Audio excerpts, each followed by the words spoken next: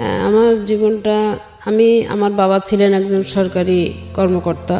আমার ছোটবেলাটা, আমার জন্মস্থান খুলনাতে, এবং আমি কিছুটা সময় খুলনাতেই মানুষ হই। এরপরে বাবার চাকরির সূত্রে আমরা যশোরে আসি। আচ্ছা। যশোরে আমার জীবনের বেশিরভাগ সময় কাটে এবং ওখানেই আমার বিয়েটা হয়। আচ্ছা। তখন আমি ক্লাস 8-এ পড়ি। আচ্ছা। ওই সময় আমার বিয়ে হয়। বিয়ের পরেও আমি পড়াশোনাটা করে যাচ্ছিলাম। ক্লাস 8-এ পড়া অবস্থায় বিয়ে দিল কেন আপনাকে? আপনার বাবার অবস্থা কি ভালো ছিল না? হ্যাঁ, বাবার অবস্থা ভালো ছিল, কিন্তু আসলে এখন তো বয়স হয়ে গেছে, তো কি বলবো, মানে তখন আর কি যেই বয়সটা আমার ছিল, তো যে কেউ দেখলে আর কি চোখে লাগতো মানুষের হয়তো। আচ্ছা আচ্ছা।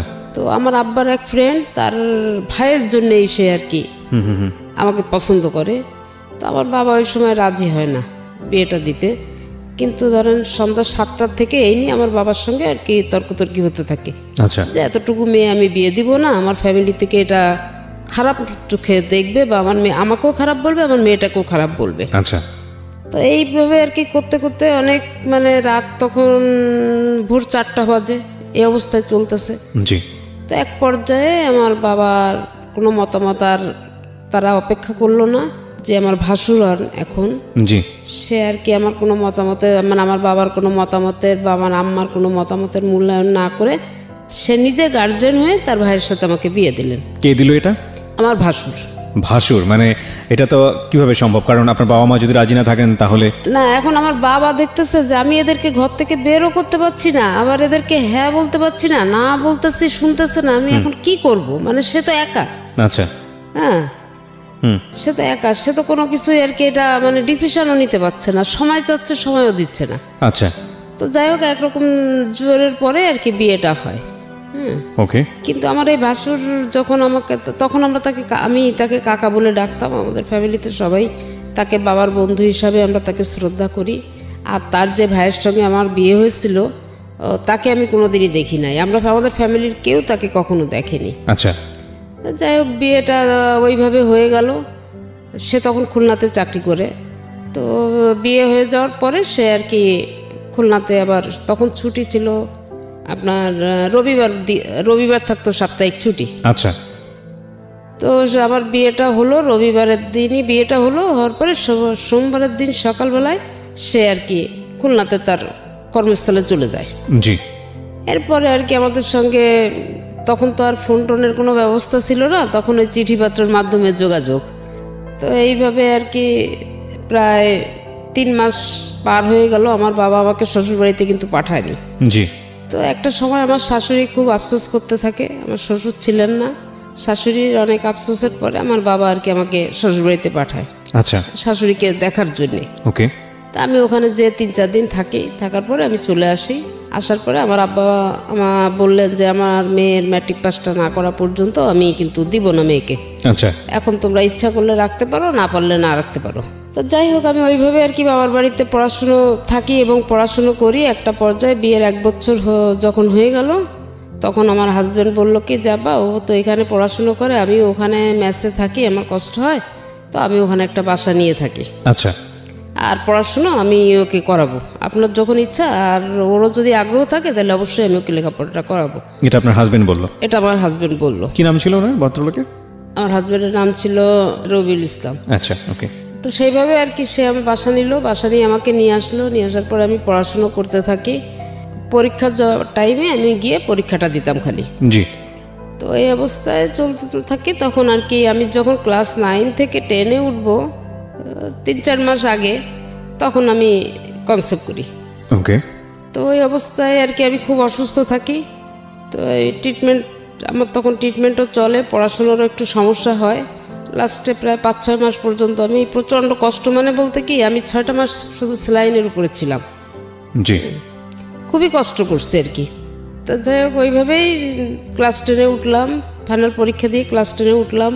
ওঠার পরে টেস্ট সব পরীক্ষা দিলাম। এরপরে আমার বাচ্চা যখন হলো, তারপরে আমি পরীক্ষাটা দিলাম। তখন বাচ্চার বয়স আমার 2-2.5 মাস হবে, ছোট বাচ্চা। তো আমাদের সময় আবার 2 শিফটে পরীক্ষা হতো, বাংলা ইংলিশটা 2 শিফটে পরীক্ষা হতো। ছেলে হলো না মেয়ে হলো? ছেলে। ওকে। 2 শিফটে পরীক্ষা। তো আমি যখন ফার্স্ট আওয়ারে পরীক্ষা দিতাম, সেকেন্ড আওয়ারে 1 ঘন্টা টিফিন আওয়ার থাকতো ওই সময়। বাচ্চাটাকে নিয়ে আমার দেবর আর আমার বোন আমার কাছে নিয়ে যেত বাচ্চাটাকে। ও তখন বুকের দুধ খেত, আমি ওকে মানে বিষয়টা হচ্ছে সকালবেলা পরীক্ষা আর বিকেলবেলা পরীক্ষা, এর মাঝখানের সময়টা থেকে আপনি ব্রেস্ট ফিড করাতেন বাবুটাকে? হ্যাঁ, ব্রেস্ট ফিড করাতাম।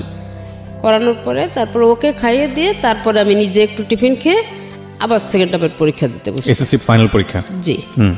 তো যাই হোক, এইভাবে পড়াশোনার পরে আমি যখন ওই পরীক্ষা আমার যেদিনকে শুরু হলো সেদিনকেই আমার হাজবেন্ড খুলনাতে বাড়িতে জায়গা কেনা ছিল, বাড়িতে কাজে হাত দিল।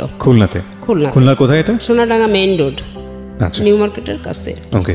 তো বাড়িতে কাজে হাত দিল, আমি পরীক্ষা দিয়ে আমার ফাইনাল ম্যাট্রিক পরীক্ষা শেষ হওয়ার পরে আমি একবারে যে বাড়িতে উঠলাম। আচ্ছা। এবং বাচ্চাটা আমার ছোটবেলার থেকে ওখানেই মানুষ। ওকে। ওখানে পড়াশোনা। বাড়িতে মানে কি নিজ বাড়িতে? নিজের বাড়িতে। আচ্ছা। তো কত সালে আপনাদের এই বাড়িটা হলো আনুমানিক? আমার বাড়িটা হলো তখন হচ্ছে আপনার ইনকমপ্লিট অবস্থায় আমি উঠছি, কিন্তু এটা কমপ্লিট করতে 87 সাল লাগছে। ঠিক আছে, বলেন। তারপরে যাই হোক, আমি ওইভাবে পড়াশোনা করতেছি। আমি কোনো পড়াশোনা যখন করে আমি বাড়িতে উঠলাম, ছেলেটাকে নিয়ে আমারও অনেক কষ্ট হয়ে যাচ্ছে। তো আমার হাজব্যান্ড কাজের লোক রেখে দিল, সব কিছু আমার সাংসারিক দিক থেকে আমি কোনো কষ্ট আমাকে করতে দেয়নি। তো ছেলেটা যখন একটু 3.5 বছর বয়স হলো, তখন আমি ওকে, আমার পাশে একটা স্কুল আছে মিশনারি স্কুল, আমি ওখানে ওকে ভর্তি করলাম। আচ্ছা। তো ওখানে ভর্তি করে ওকে দিয়ে আসতাম, নিয়ে আসতাম।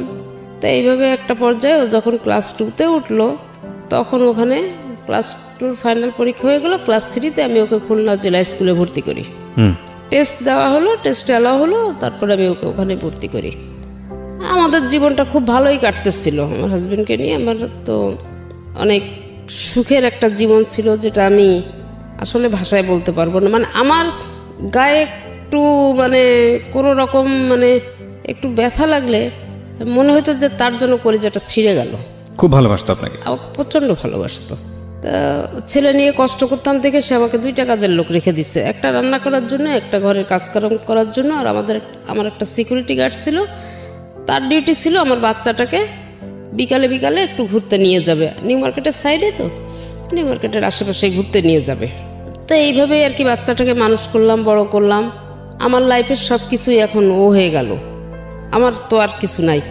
আর একটা জিনিস ছিল কি, আমার হাজব্যান্ডের একটা জিনিস, আমি ঘরে বসে থাকাটা সেও খুব পছন্দ করতো না। আচ্ছা। আমি একটু বাইরে, সে কোথাও গেলেই বলে কি, চলো না আমার সাথে ঘুরে এসো, চলো, ঘরে বসে বসে কি করবা, ঘরে বসে থাকলে চিন্তা করবা, এটা করবা, এটা করবা। আর ছেলে নিচে খেলা করতেছে, আচ্ছা করুক না, সিকিউরিটি আছে তো দেখতেছে। জি। তো এইভাবে আর কি আমাদের লাইফটা খুব ভালো, খুব সুন্দরভাবে আমাদের একটা জীবন কাটতেছিল। তো এর ভিতরে আমার হাজব্যান্ডের কিছু এদিক ওদিক ট্রান্সফার হলো, যেমন বরিশালে হলো, যশোরে হলো। আমার বাবা কিন্তু ওই সময় যশোরেই আছেন আর কি। যাই হোক, ছেলে ওইভাবে তো চলতেছে। আমি খুলনাতে থাকি, পরে উনি ট্রান্সফার নিয়ে ঢাকাতে চলে আসলেন 96 সালে। জি। তো ঢাকাতে উনি যখন চলে আসলেন, তখন আমি খুলনাতে থাকি। ছেলে তখন আমার এসএসসি পরীক্ষা দিল। আচ্ছা। এবং যশোর বোর্ডের ভিতরে সে 72 জন স্ট্যান্ড করছে, তার ভিতরে সে একজন। 72 জন তো স্ট্যান্ড করার কোনো সুযোগ নেই, কারণ আমি যদি 20 জন স্ট্যান্ড করে না, ওখানে গোল্ডেন সিস্টেম আসছে। তো গোল্ডেন সিস্টেম। কত সালের পরীক্ষার কথা বলছেন আপনি? আমি এটা বলছি আপনার 1 সালের কথা। 2001 সালে? জি। ঠিক আছে। যাই হোক, আপনার ছেলে খুব ভালো রেজাল্ট করেছে। হ্যাঁ, খুব ভালো রেজাল্ট করছে। তখন ওর বাবার ইচ্ছা হলো কি যে ঢাকাতে নিয়ে এসে সে পড়াশুনো করাবে এবং আমাকেও নিয়ে আসবে। আচ্ছা। আমার আবার ঢাকা শহরে বসবাসের জন্য আমার কিন্তু আসলে পছন্দ না। আমাদের খুলনাতে আমরা যতটা আরামে বসবাস করি বা আমরা যতটা ভালোভাবে থাকতে পারি, ঢাকার মানুষের জীবন আমার কাছে খুব কঠিন মনে হয়। এটা কি আপনি আগে থেকেই জানতেন নাকি আসার পরে? না, আমি আগে থেকেই জানতাম। যেহেতু আমার ভাই বোনরা আছে, আমি আসতাম, আসা যাওয়া করি। না, এটা আপনি একদম 100% সত্যি কথা বলেছেন। বিশেষ করে শহরতলি এলাকায় যারা বড় হয়েছে, তারা ঢাকা শহরে এসে মানিয়ে নেওয়া খুব কঠিন। এবং এটাও আবার সত্য যে 2, 4, 10, 15 বছর যখন ঢাকা শহরে মানুষ অভ্যস্ত হয়ে যায়, তখন ঢাকা শহরের মানুষ আবার অন্য জেলায় গিয়ে থাকা, সেটাও খুব কঠিন হয়ে যায়। হ্যাঁ। তো তখন আমার ওই হাজবেন্ড যখন এখানে আসলো, তখন সে বললো কি যে ছেলে তো ম্যাট্রিক পাস করছে, ভালো রেজাল্ট করছে, তো আমি তো ছিলাম না, তুমি তো সব কিছু করছো, আমার পক্ষ থেকে তোমার জন্য একটা ভালো গিফট থাকবে। ওই সময় 1 সালে উনি ফার্স্ট আমাকে ওই ছেলের রেজাল্টের উপরে ভিত্তি করে আমাকে ফার্স্ট মোবাইল গিফট করে উনি। আপনাকে মোবাইল গিফট করলো? হ্যাঁ, আমাকে। আচ্ছা। যাক আমি তখন ওই ছেলেকে উনি ঢাকাতে নিয়ে আসবে, এখানে কোচিং করাবে, ভর্তি আপনার করাবে। ছেলে কোন বিভাগে ছিল, মানবিক, সায়েন্স না কমার্স? সায়েন্সে ছিল। সায়েন্সে থেকে এত ভালো স্টুডেন্ট ছিল? হ্যাঁ, খুবই ভালো স্টুডেন্ট। ওকে। এখনো পর্যন্ত আপনি ওর হাতের লেখা দেখলে আপনি অবাক হয়ে যাবেন যে এত সুন্দর হাতের লেখা, কিন্তু ওর হাতের লেখাটা আমি ওকে শিখাইছি। Beautiful, beautiful. ঠিক আছে, আপনি এসএসসি পরে কি করলেন? ওই লেখাপড়া বন্ধ করে দিলেন? আমি লেখাপড়া বন্ধ না, হ্যাঁ কিছুটা সময় গ্যাপ রাখলাম। আচ্ছা ঠিক আছে, সামনের দিকে আগে। তারপর? হ্যাঁ, তারপরে যখন আমি ছেলেকে জেলা স্কুলে দিলাম, তখন আমি ওই ছেলেকে যখন পড়াইতাম, আমি নিজেও টিচার পড়াতো, তারপর তো আমাকে গাইড করতে হতো কিছুটা। তো ওকে যখন পড়াতে শুরু করলাম, তখন আর কি আমি নিজে আবার পড়াশোনা শুরু করি। এটা কি মানে এসএসসির আগে, ছেলের এসএসসির আগে না পরের ঘটনা? ছেলের এসএসসির আগের ঘটনা। ওকে। আমি আবার পড়াশোনা শুরু করি এবং আমি ওই সময় আবার যাই হোক আমি পরবর্তীতে আর কি এটা আবার আমি এসএসসি পরীক্ষা দেই। এসএসসি দেন নাকি এইচএসসি? এসএসসি দিই।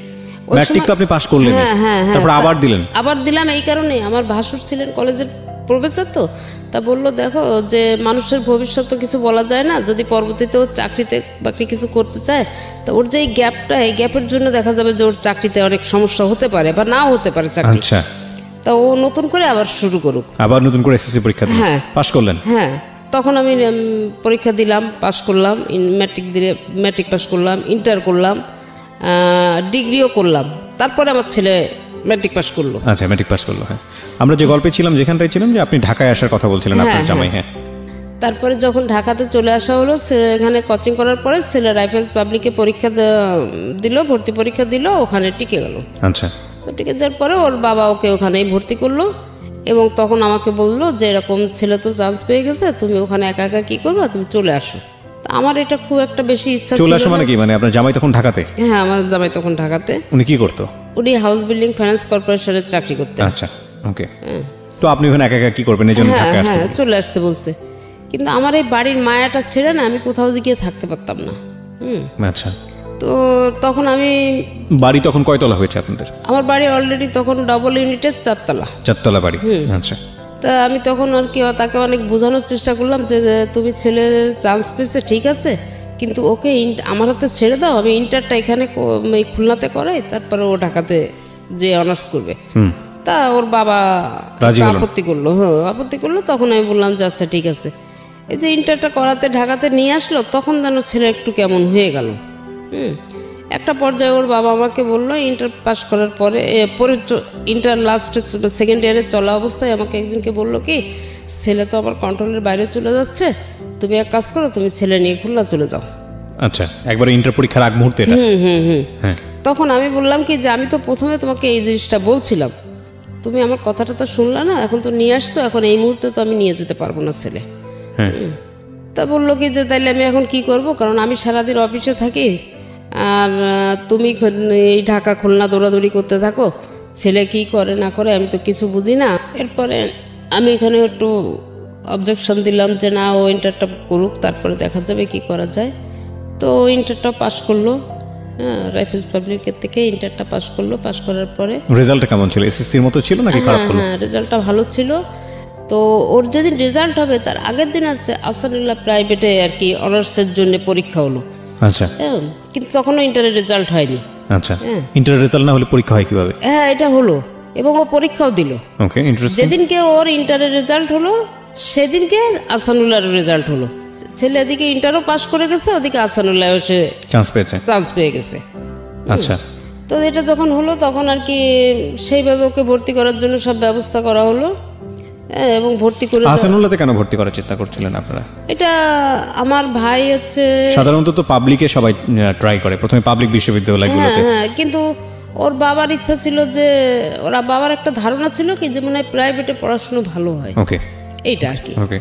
তা যাই হোক সেটাই আর কি করছে। করার পরে ওখানে ওর বাবা আরও বেশিরভাগটা সময় এখানে থাকতো আর আমি খুলনাতে। এর মধ্যে আবার আমার একটা চাকরি হয়ে যায়। একটা চাকরি হয়, আমার পোস্টিংটা, আমি তো খুলনার থেকে অ্যাপ্লাই করি চাকরির জন্য, তো ওখানে আমার পোস্টিংটাও খুলনাতে হয়ে যায়। আমি তখন খুলনাতে। কিসের চাকরি ছিল এটা? এটা ছিল ওই যে Bangladesh legal aid and services trust, ব্লাস্টের। তো আমার চাকরিটা ওখানে হয়। আমি কিভাবে জয়েন করলেন ওখানে? আমি ওখানে কোঅর্ডিনেটর। ওকে। তা আমি ওখানে আর কি জয়েন করি আর বাবা ছেলে ঢাকাতেই থাকে। আমার ওখানে চাকরির বয়স যখন আমার 1 বছর হলো, তখন আর কি আমি প্রতি মাসের 7 বা 8 তারিখে আমি ওই খুলনা থেকে আমার রিপোর্ট নিয়ে আমার হেড অফিসে আসতে হতো। আচ্ছা। তো আমি সেইভাবে আসবো, তো হঠাৎ করে 4 তারিখে আমি আসি, 7-8 তারিখে আমাকে 4 তারিখে জুন মাসের 4 তারিখে আমাকে ফোন করে বলতেছে যে আমার না শরীরটা ভালো না, তুমি একটু তাড়াতাড়ি চলে এসো। আপনার জামাই বলছে? তখন আমি বললাম কত সালে এটা? এটা হয়েছে 7 সালে, 2007 সালে। 2007 সালে। তা আমি বললাম কি, তোমার যদি বেশি সমস্যা হয় আমি এখনো চলে আসতে পারবো, কারণ কোনো সমস্যা আমার নাই। তা বলতেছে না, বেশি তেমন কোনো কিছু না, তুমি ধীরে সুস্থে যেরকম আসো এইভাবে আসো। তাই আমি বললাম আচ্ছা ঠিক আছে। এখন আমি না, আসার আগে আপনাকে আমার একটা প্রশ্ন আছে, সেটা হচ্ছে আপনার বাড়ি ভাড়া কত আসতো ওই সময়টাতে? 15 থেকে 16,000 টাকা। 15 থেকে 16,000 টাকা পুরো বিল্ডিং মিলে? হ্যাঁ, পুরো টোটাল বিল্ডিং। আর আপনার জামাই তো জব করতোই? জি। তো আপনার জামাইও তো মোটামুটি ভালো অঙ্কেরই বেতন পেত, আমি যদি ভুল না করে থাকি। তো তারপরও আপনার জব করার, আমি বলছি না আপনি জব করেন, সেটাতে আমার কোনো প্রশ্ন নাই, কিন্তু মানুষ তো সাধারণত আমাদের সামাজিক বিন্যাসটা তো এরকমই যে প্রয়োজন না থাকলে আসলে মেয়েরা তেমন একটা জবে যান না, এটাই আমরা দেখে থাকি। তো আপনার তো বোধহয় সেরকম ক্রাইসিস ছিল না অর্থে? না। তো তারপরেও আপনি কেন জবে গেলেন? কেন গেলাম এটাই হচ্ছে যে আমার বাড়িতে, আমি যে ঢাকাতে আসছি, আমার বাড়িতে যে কেয়ারটেকার রেখে আসছি, এই কেয়ারটেকারটা আমার বিদ্যুৎ বিল নিয়ে অনেক ঝামেলা করে ফেলছে। তো ঝামেলা করে ফেলার পরে একটা পর্যায়ে আমরা দুজনে বসে আলাপ করলাম কি, যে এরকম অবস্থা হলে তো এরকম বিদ্যুৎ নিয়ে ঝামেলা করলে তো প্রায় বিদ্যুৎ অফিস থেকে এসে লাইন কেটে দেওয়া, ভাড়াটেদের সমস্যা, আর এই খুলনা থেকে আমি, এই ঢাকা থেকে আমি যে এইভাবে তো সমস্যার সমাধান করা ঠিক মানে সম্ভব হয় না, এটা খুবই কঠিন একটা ব্যাপার। তখন আমার হাজব্যান্ড বললো কি, যে আচ্ছা দেখি কি করা যায়। তারপরে যখন আমার ওই চাকরিটার জন্য আমি অ্যাপ্লাই করছি, এটা তার আগ্রহে করছি। তো তখন ওই আগ্রহটা চাওয়ার এই কারণেই ছিল যে যদি খুলনাতে আমার চাকরিটা হয় আর আমি খুলনাতে থাকতে পারি, তাহলে আমার বাড়িতে কেয়ারটেকারের দরকার হবে না, আমার নিজের তত্ত্বাবধানে আমার বাড়িটা থাকবে, কোনো ঝামেলা ঝঞ্ঝাট হবে না। তো এটা বললাম। তখন আমি যখন চাকরিটা হলো, আমার চাকরিটা আসলে বেশি টাকার জন্য আমার চাকরিটা করা ছিল না। অফিস থেকে বাসায় গেছি, বাসায় যাওয়ার পরে আর কি এমনি উনি মানে নিজে যখন দুপুরে সকালে যে অফিসে গিয়ে আমাকে একটা ফোন দিত, বা বাসা থেকে বের হওয়ার সময় ফোন দিছে, দুপুরে যখন সে খেতে বসবে তার আগে, এই অফিসেই তো খাওয়া দাওয়ার সিস্টেম ছিল তার, অফিস দুপুরে খাওয়া দাওয়ার আগে আমাকে ফোন দিত, কারণ আমি না খাওয়া দাওয়ার প্রতি আমার আবার একটু খুব অনীহা। জি। মানে অনীহা বলতে কেমন, এই বাচ্চাদের মতো আমাকে জোর করে ধরে কেউ খাওয়াইতে পারলে মনে ভালো হয়, কারণ একা একা থাকি তো, খুবই আমার ভাতটা মোটেই আমার একেবারে পছন্দ ছিল না। আচ্ছা, এরকম আর কি। তো আমার যে পার্মানেন্ট কাজের লোকটা ছিল, ওকে সবসময় এটা সে সতর্ক করে দিত, এবং ওই খাওয়ার আগে আমাকে খালি জিজ্ঞেস করতো, তুমি যে কোথায় আসছো? অফিসে। তা খাওয়া দাওয়া কি করছো? তা না, বাইরে বেরোয় দেখো সামনে ভালো কোন রেস্টুরেন্টে বসে খেয়ে নাও। আচ্ছা ঠিক আছে খাবো। আমি আরো বরং উল্টা রাগ করতাম তার উপরে, যে কি আমাকে কি ছোট মানুষ পাইছো নাকি, তুমি এরকম করো কিসের জন্যে? এখন আমাকে বললো যে ঠিক আছে, তোমার এখন আসার দরকার নেই, তুমি তাহলে 7 তারিখেই আসো। তা আমি বললাম আচ্ছা ঠিক আছে। এখন আমার ছেলে তো এখানে আছে, তো 4 তারিখেই, এই কথা 4 তারিখ দুপুরে আমার সঙ্গে হলো। দুপুরে আমি যখন অফিস থেকে বাসায় আসছি, বাসায় এসে তখন তো মোবাইলে কার্ড সিস্টেম, আমি বাসায় এসে রেস্ট নিয়ে আমি মোবাইলের দোকানে যাই, আমি কার্ড কিনতে গেছি। তখন আমাকে আমার ছেলে ফোন দিয়ে বলতেছে, আব্বুকে নিয়ে আমি একটু শ্যামলীতে আসছিলাম, তো এই সংসদ ভবনেই থাকতো আর কি। তা বলছে যে আব্বুকে নিয়ে আমি শ্যামলীতে আসতেছিলাম, তো এই সময় আর কি আব্বু একটু কাশি দিল, বুকে ব্যথা করতেছে। আচ্ছা। তো বুকে ব্যথা করলে আমি সাথে সাথে সরোয়ার দিদি নিয়ে ডাক্তার দেখালাম। তো তুমি যদি কি হয় আমি তোমাকে জানালে তুমি রওনা দিও। আচ্ছা। তাই আমি বললাম আচ্ছা ঠিক আছে। তো এর মধ্যে আর কি 10-15 মিনিট পরে ছেলে আবার ফোন ব্যাক করলো। ফোন ব্যাক করার পরে আমি বলছি কী ব্যাপার? তো বলছে আম্মু ডাক্তারের কাছে নিলাম, ডাক্তার যখন আব্বুকে দেখে কি করলো, আমাকে তো ভিতরে ঢুকতে দেয়নি, তো দেখলাম যে একটা হুইল চেয়ারে আব্বু সেন্সলেস অবস্থায় উপরে নিয়ে গেল। তারপরে 10-15 মিনিট পরে ছেলে আমাকে আবার ফোন দিল, দিয়ে বলতেছে আম্মু আব্বুর অবস্থা বোধহয় ভালো না, আমাকে ডাক্তার বললো 2টো ইঞ্জেকশন এনে দিতে। তো আমি 2টো ইঞ্জেকশন এনে দিছি, আব্বার বুকের ওখানে ইঞ্জেকশন 2টা পুশ করছে, আর আব্বাকে ক্যাবিনে দেওয়া হয়েছে, কোনো সেন্স নাই, তুমি রওনা দাও। তো ওই মুহূর্তে আমি আর কি সাথে সাথে আমি টিকিট করে আমি 9:15 আগে কোনো গাড়ি পাই না। তো আমি বাসা থেকে যে আমার কাজের মেয়েটা আমাকে গুছাই দিল, আমি রেডি হয়ে স্ট্যান্ডে আসলাম, গাড়িতে উঠবো, আমার ব্যাগ দেওয়া হয়ে গেছে, আমি উঠবো। ঠিক সেই মুহূর্তে আমার ভাসুরের ছেলে, তারাও ঢাকাতেই থাকে, ও ফোন করে আমাকে বলল যে চাচি কোথায় আছেন? তাই আমি বললাম আমি গাড়িতে উঠতেছি। বললো আপনার আসার দরকার নাই, চাচা মারা গেছে। শুধু এই কথাটুকু শোনার পরে আমি আর কিছু বলতে পারি না। তো একেবারে সুস্থ একটা মানুষ ছিলেন, হঠাৎ করে হার্ট অ্যাটাক করেছে। হ্যাঁ, একদম হঠাৎ করে, মানে আসরের নামাজ পড়ে বাসা থেকে বের হয়েছে, উনি শেভ করবে, করে বাসায় গিয়ে মাগরিবের নামাজ পড়বে। আচ্ছা, এই ছিল তার টার্গেট। কিন্তু ওই যে আসরের নামাজটা পড়ে আসছে আর মাগরিবের আজানটা দিছে, সে। আমরা কষ্ট পাচ্ছি, নিশ্চয়ই কষ্ট পাওয়ার মতোই বিষয়, প্রতিটা মৃত্যুই আমাদেরকে কষ্ট দেয়, কিন্তু জীবন যেরকম সত্য, মৃত্যু সেরকম শাশ্বত সত্য। একটা অদ্ভুত বিষয় হচ্ছে যে প্রকৃতিতে যার প্রাণ আছে তার মৃত্যু ঘটবেই, এটা খুব স্বাভাবিক। কিন্তু আমাদের ব্যক্তি জীবনে আমরা মৃত্যুকে স্মরণ করি না, এবং করি না বলেই দেখবেন যে আসলে প্রতি মুহূর্তেই অনেক ধরনের ভুলভাল করে ফেলি। চিন্তা করে দেখুন, আপনি একটা মানুষ, এই মুহূর্তে যারা আমার রেডিওটা শুনছেন, লাখ লাখ মানুষ আপনারা শুনছেন, লাখ লাখ মানুষ, কিন্তু একবার যদি খুব খুব মানে গভীরভাবে একটু চিন্তা করে দেখেন যে এমনও হতে পারে আজকের এই অনুষ্ঠানটি আপনার জীবনের শেষ শোনা অনুষ্ঠান, কিংবা এই রাতটি আজকে আপনার জীবনের শেষ রাত, কিংবা আমি কি প্রিয়া, আমার জন্য হয়তোবা এটা আজকের জন্যে মানে আজকের মতো শেষ অনুষ্ঠান হতেই পারে। যে কোনো মুহূর্তে এমন হতে পারে যে অনুষ্ঠানটা করে বাড়ি ফিরতে পারবো না, সৃষ্টিকর্তা হয়তো বা নিয়ে যাবেন। তো এই যে মানে ফিলটা, এটা যদি আমাদের মধ্যে থাকে, তাহলে আমাদের দ্বারা আসলে খুব বেশি খারাপ কাজ করা মানে সম্ভবই না আসলে। কারণ যে কোনো মুহূর্তেই আমরা চলে যাব, যে কোনো মুহূর্তেই আমরা মুসাফিরের মতো, প্রত্যেকটা মানুষ আসলে আমরা মুসাফির, এবং খুব অল্প সময়ের জন্য এসেছি, যে কোনো মুহূর্তে আমরা চলে যাব। কিন্তু অদ্ভুত বিষয় হচ্ছে আমরা এটা চিন্তা করি না, এবং এই চিন্তাটা যদি আবার খুব গভীরভাবে করা শুরু করি, তাহলে জীবনের সামনের দিকে এগোনোও খুব মুশকিল। হ্যাঁ, যাই হোক, এটাই মানে ওনার মৃত্যুটা দেখুন, মানে অচিন্তনীয়, মানে কোনোভাবেই চিন্তা করা যায় না, তাই না? মানে শেভ করে জাস্ট মাগরিবের নামাজ পড়বে, এই তার আগ মুহূর্তে, নামাজের আগেই তাকে আল্লাহ। এবং সে কাজের বুয়াকে বলছে যে আমি গোসল করে আম খেয়েছে, আম খেয়ে বলছে যে আমি যাচ্ছি, আমি এসে আম খাবো, তুমি কেটে রেখে চলে যাও। আম খাওয়ার সুযোগটাও তার হয়নি না। এই হচ্ছে পৃথিবী, খুব অল্প কিছুদিনের জন্য। তারপরও কত কলহ, কত অন্তর্দ্বন্দ্ব, কত ঝামেলা, কত রেশারেশি। আর একটা গুণ, তার অনেক গুণই ছিল, তার ভিতরে সবচেয়ে বড় যে গুণটা, আমি বিয়ের পর থেকে তাকে পারতপক্ষে কোনোদিন আমি খুব কম সময় কাজা নামাজ পড়তে দেখছি, কখন নামাজ সে করেনি। এমনকি যদি সে আমাকে বাইক নিয়ে বেরোতো, আমাদের মানে আমরা দুজনেই বাইকে বেরোতাম, এমনকি যদি সে বাইকে আজানে হলে আমাকে কোথাও একটু দাঁড় করায় রেখে বাইক সে মসজিদে ঢুকছে, আমি কিন্তু বেরোয় আসার পরে চিল্লাচিল্লি করতাম যে এটা কোন ধরনের অবস্থা। ঢাকা শহরেও তুমি আমাকে এরকম করো, বাইক শুদ্ধ রাস্তার পাশে দাঁড় করাই দিয়ে তুমি নামাজ পড়তে গেছো, কারণ বাইরে বাসায় গিয়ে কি পড়তে পারতো না? খুব ভালো একটা প্রসঙ্গ নিয়ে আসছেন। আমি নিজেও বাইক চালাই, নিজেরও দু একটা অভিজ্ঞতা আছে এরকম। আমি একটু জাস্ট সবাইকে একটু বলতে চাই, বিশেষ করে অনেকেই আছেন এতে হয়তো মনক্ষুণ্ণ হন, বিশেষ করে স্ত্রীরা হয়তো মনক্ষুণ্ণ হন, কিন্তু আমার মনে হয় বাইরে থেকে আপনাদের জন্য দুটো উপলব্ধির একটা ব্যাপার আছে। একটা হচ্ছে যে হাজব্যান্ড নামাজ পড়ছেন, আপনি পড়ছেন না, সেটা বড় কথা না, আপনার নিজেরও পড়া উচিত, সে একটা উপলব্ধি যদি আপনি ধর্মকর্ম মানেন।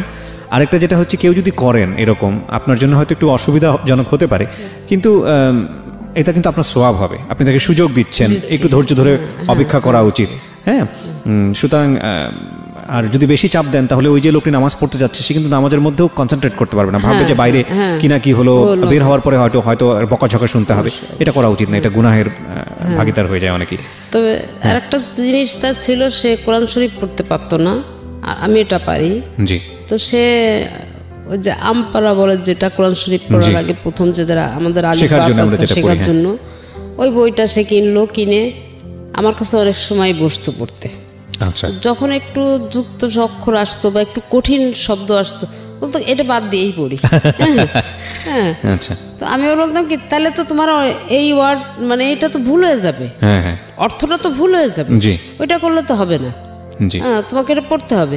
তো সে চেষ্টা করতো আর কি আমার কাছে বসে এটা পড়ার জন্য। কোরআন শরীফটা আসলে যারা পড়েন তারা তো বিশেষ সওয়াবের অধিকারী হন। আর আরেকটা বিষয় যেটা হচ্ছে, বুঝে পড়া উচিত, যেই পড়ছেন অবশ্যই এটা অবশ্যই বুঝে পড়া। আমাদের কিন্তু একটা রেওয়াজ আছে, আমরা দেখবো যে সকালবেলা উঠে সবাই কোরআন শরীফ তেলাওয়াত করছেন, তেলাওয়াতে তো একটা সওয়াব আছেন, কিন্তু যদি বুঝে পড়া যায় এবং সেটা যদি ব্যক্তি জীবনে আমল করে সেটা অনেক বেশি উপকারী। জি, তো আপনি যে প্রসঙ্গে ছিলেন যে আপনি যেটা বলছিলেন যে উনি মারা গেলেন হঠাৎ করে এবং আপনি তখন বাসে ওঠার আগ মুহূর্তে এই ঘটনাটা, এবং তারপর আপনি জানেন না যে আপনার কি হয়েছে। না, সেন্সটা যখন ফিরলো তখন কি অবস্থায় দেখছেন? সেন্সটা যখন ফিরলো, এর মধ্যে সম্ভবত আমার যে ভাড়াটিয়ার আছে এদের সঙ্গে তো আমি খুবই ক্লোজ। জি। তো সম্ভবত আমার ছেলে বোধহয় ফোন করে তাদেরকে কিছু জানাই দিছিল। জি। তো আমি যখন ওইখানে ফোনে কথা বলতেছি তখন আমি দেখি যে আমার বিল্ডিংয়ের লোকজনগুলা সব 7টা ফ্যামিলি, তো 7টা ফ্যামিলি দেখি যে এরা সব রিক্সা ভরে আসতেছে, আমি ওদের দিকে তাকায় আছি আর ফোনে কথা বলতেছি। এরপর আমি আর কিন্তু ওই খবরটা শোনার পরে আমি আর কিছু বলতে পারি না, আমার রাত থেকে ফোন টোন সব ছুটে গেল। তো যাই হোক, ওরা দেখি যে পরবর্তীতে যখন আমার সেন্স আসছে তখন আমি দেখি যে আমি আমার বাসাতে আমি খাটের উপরে আমাকে শোয়ায় রাখা হয়েছে। কত সালের ঘটনা এটা? এটা 7 সালের জুন মাসের 4 তারিখের। আচ্ছা, 2007 সালের জুন মাসে। তো ওইভাবে আর কি রাতটা ওখানে বাড়িতে আমার বাড়িতে আমি কাটাই।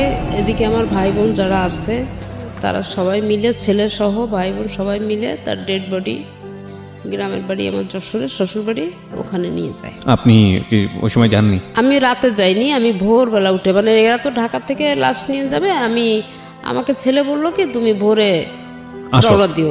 আচ্ছা।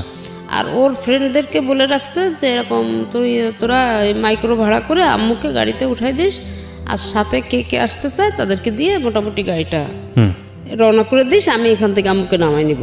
জি। তো সেইভাবে আমরা। আপনার ছেলে তখন কিসে পড়ছে? হাসানুল্লাহতে? হ্যাঁ হ্যাঁ। আচ্ছা। তো তখন আর কি আমি চলে আমার মা, আম্মা, আমি এবং আমার ওখানে আশেপাশে আরও এক অফিস কলিগ 5 জন আছে, তারা ভাড়াটিয়া সবাই মিলে মোটামুটি 2টা মাইক্রো নিয়ে আমরা বাড়িতে আসি, যশোরে আসি। জি। আসার পরে আমি যখন বাড়িতে আসি ওই গাড়িতেই আমি সেন্সলেস হয়ে যাই আর কি। যখন আমাদের বাড়ির রোডটা ঢুকে না তখনই আমি সেন্সলেস। তো ওই অবস্থায় আমাকে বাড়িতে ঢুকানোর পরে কিভাবে কি করছে না করছে আমি জানি না। তো যখন আমার সেন্স আসলো আমাকে ধরে নিয়ে আমাদের উঠানের ভিতরে নিয়ে গেল, দেখলাম আমার হাজবেন্ডকে তখন গোসল করাচ্ছে। আমাকে পাশে একটা চেয়ার দিল, আমি বসলাম, তাকে গোসল করাচ্ছে, কিন্তু আমি কোনো কথা বলতে পারছিলাম না। তো গোসল করানোর হয়ে গেল, কাপড় টাপড় আমার সামনেই কাপড় টাপড় পরালো, সব কিছুই করলো। এরপরে তাকে যখন তার লাশটা নিয়ে ওখান থেকে সরাই নিল, নিয়ে মসজিদের কাছে রাখলো, আমাদের পারিবারিক মসজিদ, পারিবারিক গোরস্থান। তো মসজিদের কাছে যখন রাখছে তখন প্রচণ্ড একটা ঝড় আসলো, কোনো বৃষ্টি না, এত পরিমাণ একটা বাতাস আসলো যে কেমন যেন তোলপাড় হয়ে গেল, মানে 2-5 মিনিটের ভিতরে। তখন এই খাটিয়াটাকে মসজিদের ভিতরে নিয়ে রাখছে। তারপরে যখন ঝড়টা কমলো তখন তাকে বাইরে নিয়ে আসা হলো জানাজার জন্যে। তা আমাকে নাকি ওখানে নিয়ে গেছিলো তাকে দেখানোর জন্যে, কিন্তু আমি দেখতে পারি নাই, মানে আমার সেন্স ছিল না। বুঝতে পেরেছি, মানে হ্যাঁ, আমি দেখতে পারি নাই। তো ওই অবস্থায় আমাকে ওখানে একটু রাখলো, কিছুক্ষণ পরে আমাকে আবার ঘরে নিয়ে আসা হলো। পরে জানাজা হলো, মাটি হলো, সব কিছুই হয়ে গেল। এরপরে 3 দিন পরে আমি বাড়িতে সব মিলাটিলাত দিয়ে আমরা সুস্থভাবে আমি খুলনাতে আবার ফিরে আসি। যেদিন আমি খুলনাতে ফিরে আসি ওই দিনকে রাতে আমার ফিরে আসার ব্রেন স্ট্রোক না, মাইন্ড স্ট্রোক করে। আচ্ছা, মাইল্ড স্ট্রোক, যেটাই হোক না ব্রেন ছিল। হ্যাঁ, স্ট্রোক করে। তো রাত 12টার পরে ঘটনা ঘটে। তো আমার একটা ভাড়াটিয়া ছিল অল্প বয়সী, তো ছেলেটা ও আবার আমাদের ওখানের একটা ক্লিনিকের চাকরি করে। জি। ও তাড়াতাড়ি করলো কি, ওইটা হচ্ছে গিয়ে অ্যাম্বুলেন্স খবর দিল, দিয়ে আমাকে সাথে সাথে ওই হার্টের একটা ডাক্তার ওনার ক্লিনিকে নিয়ে গেল। জি। নিয়ে ওখানে 2 দিন রাখা হলো। রাখার পরে আমি যখন একটু সুস্থ হয়ে কথা বলতে পারছি তখন খালি একটা কথাই বললাম যে আমাকে বাসায় নিয়ে চলো, আমি এখানে থাকবো না, আমাকে বাসায় নিয়ে চলো। মানে আমি বাসায় আসার জন্য খুব অস্থির। জি। তখন আমাকে বাসায় নিয়ে আসলো। এই আস্তে আস্তে আস্তে আস্তে আমি চাকরিটাও ছেড়ে দিলাম। আমি কিন্তু ওই মুহূর্তেই চাকরিটা ছেড়ে দিলাম। চাকরিটা ছেড়ে দিয়ে আমি ওইভাবেই আসি। মানে আমি যেন কেমন একটা হয়ে যাচ্ছি তখন থেকে। আচ্ছা, আমার ভিতরে আস্তে আস্তে পরিবর্তনটা আসতে শুরু করে, এবং পরিবর্তনটা আস্তে আস্তে তখন আমি দেখি কি যে আমার ছেলেটাও যেন কেমন হয়ে যাচ্ছে। তখন চিন্তা করলাম যে আমি তো গেলাম, ছেলেটাও নষ্ট হয়ে যাচ্ছে, নষ্ট হয়ে যাবে। এইভাবে ঘরের ভিতরে সারাদিন দরজা আটকায় দিয়ে যে খাওয়া নেই দাওয়া নেই পড়ে আসছে খুলনাতেই। তা আমার আম্মাকে বললাম যে মা তুমি আসো আমার কাছে, নাহলে তো আমি পাচ্ছি না। তা আম্মা আমার কাছে অনেক দিন ছিল আর কি। তো থাকার পরে যাই হোক ওই রান্নাবান্না করতো বা ছেলেটাকে একটু খাওয়াইতো, আমাকে ওরকম খাওয়ার কথা বললে আমি চিলাচিলি করে উঠতাম। তো এইভাবে আর কি আপনাদের মোটামুটি যাচ্ছে। তখন আর কি ওই যে আমার 3 তলা ভাড়াটে আছে, এই হচ্ছে ওই 3 তলাতে থাকে। তখন আর কি ওই ছেলের ওই অবস্থা দেখে আমাকে একদিনকে বলতেছে, আচ্ছা ছেলেটা এই অবস্থা, ছেলেটার তো আসলে পাগল টাগল হয়ে যাবে, তা ওকে একটা কাজ কামে তো দিতে পারতেন। তাই আমি বললাম ভাই আমার এখন ওই ধরনের মন মানসিকতা নাই যে আমি ওকে কাজে দিব, এখন আমি নিজেই চলতে পারছি না, তো আর একটু সুস্থ হই তারপরে দেখি চিন্তা ভাবনা করবো। আচ্ছা, তখন ওই মুহূর্তে উনি বলতেছে আমার অফিসের ম্যানেজারটা চলে গেছে, তা আমার অফিসে কেউ একটু কাজ করবে? তা আমি বললাম যে ঠিক আছে আপনি ওর সাথে একটু কথা বলেন। তখন আর কি ওকে ডাক দিলাম, ও আসার পরে ওর সঙ্গে কথা বললো। তো ও বললো ঠিক আছে কাকু, আমি আপনার অফিসের যে কয়দিনের সমস্যা আমি করে দেই না। কিন্তু ওর তো লেখাপড়া করার কথা তখন, কিন্তু ও লেখাপড়া ছেড়ে দিল। বাবার মৃত্যুর পর লেখাপড়া ছেড়ে দিল। এটা তো একবারেই মানে আমার কাছে বেমানান ঠেকছে। এত ভালো স্টুডেন্ট হঠাৎ করে লেখাপড়া কেন ছেড়ে দেবে? তখন আমি ওই তো এই যে কাজের ভিতরে তখন আমি ওকে বুঝাতে লাগলাম যে তুমি না আর যাই করো তুমি লেখাপড়াটা করো। তো অনেক ওই গ্যাপ দিল, মানে একটু গ্যাপ গেল, গ্যাপ যাওয়ার পরে অনেক বুঝাতে তখন ও আবার আমাকে উল্টা বুঝাতে লাগলো। কি বুঝাতো? সবাই দেখে দিয়ে সবকিছু হয় না। হ্যাঁ, আমার পড়াশুনো করতে এখন আর ভালো লাগে না, একটা সময় ভালো লাগছে, এখন ভালো লাগে না, তুমি কেন আমাকে জোর করো? হ্যাঁ আচ্ছা দেখবো, তুমি বলতেছো যখন আমি চিন্তা করে দেখবোই করবো। পরে যাই হোক এইভাবে আর কি মোটামুটি অনেক কষ্ট করে আমি অনেক চাপের মুখে রেখে ভালোবেসে বুকে ঝুঁকে আদর যত্ন যাই করার করে টরে মোটামুটি অনার্সটা করাই দিলাম। ওকে, অনার্সটা করলাম, করার পরে এখন ওই অফিসে যে কাজে গেল না, ওখান থেকে আর কি কাজ কাম করতো, কি টাকা পয়সা পাইতো না পাইতো এটা কখনো আমার কাছে বলতো না, দিত না। আর আমি এটা জিজ্ঞাসা করলে বলতো কি যে জাস্ট ম্যানেজার নাই, আমি একটু কাজ করে দিচ্ছি, সে কিছু দিল না দিল আম্মু এটা নিয়ে তোমার কোনো টেনশন করার দরকার নেই। তাই বললাম আচ্ছা ঠিক আছে। তো কাজ করতে করতে একটা পর্যায়ে সে ছেলেকে কি দিয়ে কি পরামর্শ করলো আমি জানি না, তখন হচ্ছে যে আপনার 9 সালের লাস্টের দিকে। তখন আর কি ছেলেকে কি দিয়ে কি পরামর্শ দিল, তখন ছেলে আমাকে বলতে লাগলো যে আমি বাড়িটা ভাগ করে নিব। তাই আমি বললাম কি বাবা আমার তো আর কেউ নাই, তুই ছাড়া তো আমার আর কেউ নাই, এখন যদি আমি মারা যাই তা বাড়িটা তো তোরই, এটা আবার ভাগ করার কি হয়েছে? তা বললো যে না আমার অংশ আমি ভাগ করে নিব। তাই আমি বললাম যে বোঝানোর পরে অনেক কিছুই বুঝালাম, কিন্তু কোনো কথাই সে শুনতে চায় না। তো লাস্টে যখন আমাকে কোনো রকম কিছু করতে পারলো না, তখন আমার ওয়ার্ড কমিশনারের কাছে গেল। আচ্ছা, ওয়ার্ড কমিশনারকে গিয়ে বললো, তখন ওয়ার্ড কমিশনার আমাকে ডাকলো, ডেকে আমাকে বলতেছে আপা ছেলে তো এরকম উল্টাপাল্টা কথাবার্তা বলতেছে, এটা আমি কি করব? তাই আমি বললাম কি আচ্ছা ভাই এসব ঝামেলা না করে দেখেন যদি মিউচুয়াল করতে পারেন ভালো, না পারলে আপনি ও যেটা বলতেছো সেটা করে দেন, আমার তো মন মানসিকতা এখন ভালো না, আমি এটার বিষয়ে আর কোনো কথা বলতে চাই না। তখন ওই আমার ছেলে এরা সবাই একসাথে হয়ে কমিশনারের কাছে গেল। আর হলো গিয়ে কমিশনারের খালাতো ভাই, কিন্তু এদের সঙ্গে রিলেশন খুবই খারাপ, রক্তের সম্পর্ক, কিন্তু এদের সঙ্গে রিলেশনটা ভালো না। তো এরা আবার ঠিক করলো কি যে দোতলাতে আমরা তো থাকি, ছেলে থাকে এক ফ্ল্যাটে, আমি থাকি আর এক ফ্ল্যাটে, মানে পুরাটাই আমাদের, দোতলা পুরাটাই আমাদের, কিন্তু ওইটাকে এখন ওই দোতলাটা বাদ দিলে নিচতলার 2টা ফ্ল্যাট হচ্ছে আমাকে দিল, আর 3 তলার 2টা ফ্ল্যাট, 4 তলার 2টা ফ্ল্যাট দিল হচ্ছে ছেলেকে, ছেলের চলাফেরা খাওয়া দাওয়ার জন্য, আর আমাকে দিল আমার খাওয়া দাওয়ার জন্য, আমাকে 2টা ফ্ল্যাট দেওয়া হলো। তো আমি সেইভাবে আছি, কোনো কিছু না, কোনো ঝামেলা ঝঞ্ঝাট আর করতেছি না, চুপচাপ আছি।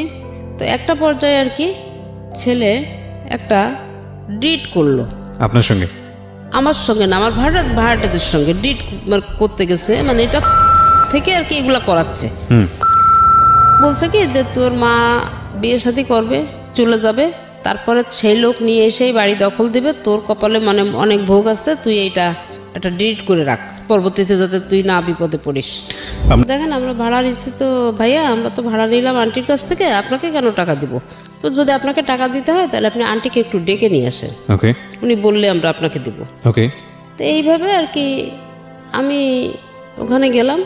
যাওয়ার পরে শোনার পরে আমি বললাম কি আচ্ছা ঠিক আছে তোমরা চুপ করো, দেখি আমি ওর সঙ্গে কথা বলে দেখি কি হয়েছে।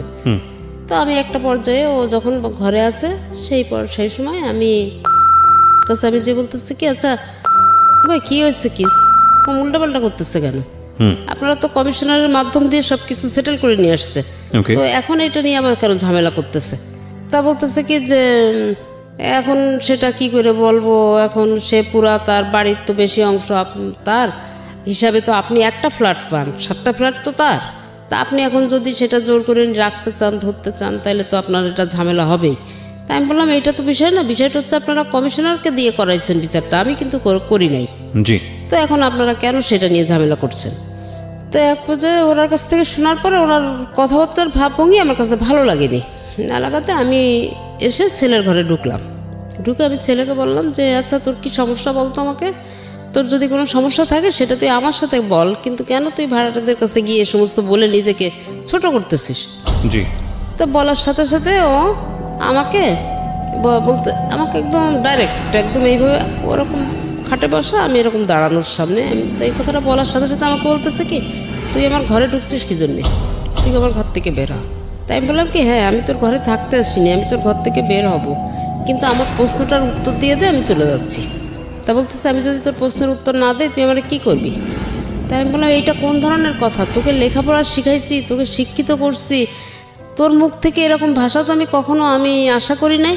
তুই জন্মের পর থেকে তোর সোনার চামচ মুখে নিয়ে তুই জন্ম নিচ্ছিস এক কথা বলতে গেলে, আজকে তুই কী ধরনের ভাষা ব্যবহার করতেছিস হ্যাঁ আমার সাথে? তো এই কথা বলার সাথে বলতেছে কি তোর কাছে কি আমাকে কৈফিয়ত দিতে হবে নাকি? তো বলে আমাকে গলাটা ধরে একটা ধাক্কা দিয়ে একটা ঘরের ভিতরে ওই ফার্নিচারের ফাঁকা একটা চিপার মতন ওইটার ভিতরে ফেলে দিছে। ও কি বলেন? মানে এই ফার্স্ট আমার গায়ে হাত দিল, আমার গলাটা ধরে একটা এইভাবে ধাক্কা দিল, আর আমি একটা চিপার মধ্যে ঢুকে গেলাম, মানে যেখানে একটা ড্রেসিং টেবিল একটা রিডিং টেবিল মাঝখানে হ্যাঁ এতটুকু ফাঁকা, এর মধ্যে পড়ে গেলাম। পড়ে যাওয়ার পরে আমি আর উঠতে পারছি না ওখান থেকে। তো যাই হোক অনেক কষ্ট করে আমি খুব চেষ্টা করে আমি আর কি উঠলাম ওখান থেকে। ওঠার পরে আমি উঠে ওকে ঠাস করে একটা চড় লাগাই দিলাম। চড় দেওয়ার পরে ও কী করলো, আমার হাতে আমার এই বা হাতটা স্পন্ডালাইসিসের সমস্যা আছে, তো আমার হাতটাকে মোড়ায়ে ধরে আমাকে ফ্লোরে ফেলাই দিল চিৎ করে, একদম পুরা চিৎ করে ফেলে দিয়ে আমার এই দুইটা পা এক জায়গায় করে ও একটা পা দিয়ে চেপে ধরছে, আমার পাটা চেপে ধরছে, আর একটা হাত দিয়ে আমার হাত ধরছে আর একটা হাত আমার এই জায়গাটায়। ওহো, মানে আমার জীব অলরেডি বের হয়ে গেছে, মানে আমার মনে হচ্ছে কি এই মুহূর্তে আমি শেষ। এখন আমি যে কোনো রকম নিজেকে ওর কাছ থেকে ছাড়াই নিব, আমি এরকম কোনো সুযোগ পাচ্ছি না। অনেক ধস্তাধস্তি করে মানে অনেক গুতাগুতি করে এক পর্যায়ে আমি একটা, আপনি আশেপাশের লোকজন ছিল না বিল্ডিং এ? হ্যাঁ বিল্ডিংয়ে, মানে এই যে চিল্লাচিল্লি হচ্ছে না, আমার বিল্ডিংয়ের সামনে পুরা লোক, কিন্তু নিচে কোলাপসিবল গেটে তালা মারা। আচ্ছা, সিঁড়ির ভিতরে দাঁড়ায় এগুলো দেখতেছে এবং বউ দেখতেছে, কিন্তু কোনো কথা নেই তাদের। আর বিল্ডিংয়ের লোকজন ওই একটু ডেয়ারিং টাইপের, মানে সত্যি কথা বলতে একদম আমি ক্লিয়ার যেটা বলবো সেটা হচ্ছে একটা সন্ত্রাসী, খুলনা শহরে সন্ত্রাসীদের ভিতরে সে একজন, এর পাল্লায় পড়ছে এই ছেলে। ওকে, তো যাই হোক আমি এখন ওইখান থেকে তো কোনো রকম তো ওকে লাথি মানে অনেক চেষ্টা করে মোটামুটি একটু উঠলাম। তো আমি ওখান থেকে কোনো রকম ওকে ধাক্কাধাক্কি দিয়ে মানে একটু ছাড়াই আমি উঠলাম। ওঠার পরে ও আমার হাত দুইটা মোড়ায় পিছনে নিয়ে আমাকে ওর ঘরের থেকে আবার পিছনে ঘাড়ে হাত দিয়ে ধাক্কা দিতে ওর ঘর থেকে বারান্দায় বের করে নিয়ে এসে আমার এখানে একটা ঘুষি মারছে চোখের মাঝখানে। হ্যাঁ ঠিক এই জায়গাটা একটা ঘুষি দেওয়ার সাথে সাথে আমার যে নাক দিয়ে রক্ত পড়তেছে না, মুখ দিয়ে পড়তেছে না, চোখ দিয়ে পড়তেছে, আমি কিছু বলতে পারবো না। লোকজন রাস্তায় সব জমা হয়ে আছে, সবাই দেখতেছে। মানে সে দৃশ্য, মানে আমি সেই মুহূর্তে আমার খুব মানে অবস্থা খুবই খারাপ ছিল, কিন্তু আজকে না এসব কথা বলতে আমার চোখে কখনো পানি আসে না। এক্স্যাক্টলি, আমি সেটাই চিন্তা করছিলাম যে আপনার পানি আসে না। আমার চোখে পানি আসছে না। আমি মাফ করবেন, আমি একটু ইন্টারাপ্ট করছি আপনাকে। পৃথিবীর সবচাইতে দুর্ভাগা সন্তানের কথা আমি এই মুহূর্তে শুনছি। আমার শুধু এতটুকুই বলার আছে। আমি ডেফিনেটলি শিওর যে হয়তো আপনি অনুষ্ঠানটা শুনছেন। আপনি ধরেন আপনার মা যেটা বলে গেল সে অপরাধগুলো করেননি, কিন্তু ধরেন আপনি আপনার জায়গা থেকে অনেক কিছু বলার আছে, অনেক কিছু বলার আছে। আপনার মা অনেক অপরাধ করেছে আপনার সাথে। আপনি যদি ধর্ম মানেন, ধর্ম তো একটা আছেই, যদি সামাজিকতা মানেন, যদি এথিক্স মানেন, যদি কিছুই না মানেন, শুধু মানবিকতা মানেন, হ্যাঁ, তাহলেও আমি বলবো যে সবচেয়ে অভাগা হচ্ছেন আপনি। যার পেটে বড় হয়েছেন, দুনিয়ার মুখ দেখেছেন যার জন্য, যা রক্ত মাংস খেয়ে বড় হয়েছেন, যে আপনাকে কষ্ট করে বড় করেছে, সে যদি সারা জীবনও আপনাকে পেটাতো, এটা আপনার জন্য আশীর্বাদ। তার গায়ে হাত তুলেছেন মানে হচ্ছে আপনার নাই, আপনার আর কিছু নাই, আপনার না আছে ইহকাল, না আছে পরকাল, আপনি তো ওখানেই শেষ। মানে কত বড় পাপী যে আপনি। আপনার মা এই কথা বলছে এখানে এই অনুষ্ঠানে এসে, লাখ লাখ মানুষ সাক্ষী হয়ে যাচ্ছে আজকের এই অনুষ্ঠানে। আল্লাহ আপনাকে মাফ করুক, আমি জানি না মাফ করবে কিনা, মাফ করা উচিত কিনা। যে মানুষের, আপনি লেখাপড়া করেছেন, আপনি শিক্ষিত একজন মানুষ, এসএসসি ইন্টার পর্যন্ত পড়াশোনা করেছেন, হ্যাঁ, আপনার অনার্সটাও শুনলাম পড়াশোনা করেছেন আপনি। ধরেন আপনার মা অপরাধী, আপনার দিক থেকে ভয়াবহ রকমের অপরাধী, হোক সে অপরাধী, কিন্তু ওই যে একটা কথা আছে না যে এক ধার দুধের দাম শোধ করা যায় না সারা জীবন গায়ের চামড়া করে দিলে। আপনি যা করেছেন সেটা মুখে আনার মতো নয়। এখন থেকে শুরু করে যদি সারা রাত ধরে আপনার এগেনিস্ট আমি বলি এই অনুষ্ঠানে, যদি শেষ না হয় এই অনুষ্ঠান, আমার মনে হয় আমি বলে শেষ করতে পারবো না যে আপনি কত বড় অপরাধ করেছেন, ভয়ানক রকমের অপরাধী। আমি এই উপলব্ধিটা আপনার মৃত্যুর আগে আসা উচিত, অবশ্যই আসা উচিত। এবং আমি জানি না আপনি বাবা কিনা, গল্প সামনের দিকে এগুলো বুঝতে পারবেন যে সন্তানের হাতে যদি কখনো মার খান, এর চাইতে কষ্টকর, এর চেয়ে জাহান্নাম ভালো। মানে এই ভদ্রমহিলার জীবনে কত বড় পাপ করেছিল জানি না, যে কারণে এই ভদ্রমহিলাকে এরকম একটা মানে টাইম ফেস করতে হয়েছে। আজকের এই অনুষ্ঠান যারা শুনছেন, ওনাদের লাইফে তো ঘটনা একটা ঘটে গেছে, কারো লাইফে যাতে না ঘটে। হ্যাঁ, আমি এরকম অনেক গল্প পেয়েছি। আমি একটা সময় একটা রেডিওতে একটা অনুষ্ঠান করতাম, অনুষ্ঠানের নামটা আমি মেনশন করবো না, সেটা এইখানকার রেডিও অনুষ্ঠানের এথিক্স থেকে যায় না। সেখানে আমি পেয়েছিলাম যে সন্তান হয়ে বাবাকে খুন করেছে। সেটার পিছনে একটা ভয়াবহ রকমের লজিক ছিল। কিশোর অপরাধী ছিল সে, কিশোর অপরাধী। মনে হয় যদি ভুল না করে থাকি সাগর অথবা সম্রাট কিছু একটা নাম হবে। এবং আপনি তার পুরো গল্পটা শুনলে বিশ্বাস করতে পারবেন না যে বাবা কত বড় অপরাধ করতে পারে সন্তানের ক্ষেত্রে। তবুও কি মানা যায়? তবুও কি মানা যায় যে একজন সন্তান হয়ে বাবাকে খুন করতে পারে? কখনোই মানা যায় না।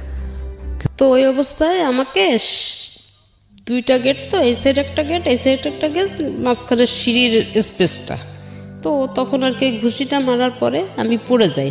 ওখান থেকে আমাকে টেনে ধরে উঠায় ওই সিঁড়ির স্পেসটা নিয়ে এসে আমাকে মানে পিছন থেকে ওই সিঁড়ির স্পেসে নিয়ে এসে নিচে নামতে হলো। তো সিঁড়ির নিচে নামতে হবে এবং আমি এখানে আসছি নিচে নামবো, ওখানে ওয়াল। আমি যখন সিঁড়ি থেকে মানে সিঁড়ির স্পেস আমার যখন নিয়ে আসছে, আমি কিন্তু অতটা অনুভব করি নাই। আমি কিন্তু অনুভব করতেছি আমার পরিস্থিতিটা কি। তো যখন আমি ওখানে আসার পরে ও একটা ধাক্কা দিছে যে ওই ওয়ালটাতে গিয়ে আমি বাড়ি খাবো এবং ওখানে আমি শেষ হয়ে যাব।